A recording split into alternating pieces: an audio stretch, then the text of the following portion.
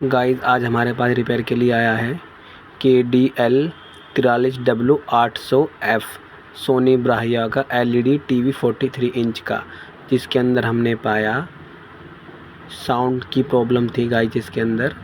तो इसमें हमें ये वाला मदरबोर्ड ख़राब मिला है, तो हमने इसके लिए नया मदरबोर्ड मंगा लिया है। ये देखिए गाइस नया मदरबोर्ड आ चुका है, तो हमने ये इसमें अप्लाई कर दिया है नया वाला मदरबोर्ड। फिर आपको हम आवाज़ इसकी सुनाते हैं गाइस, कितना अच्छा टीवी की आवाज़ आएगी गाइस।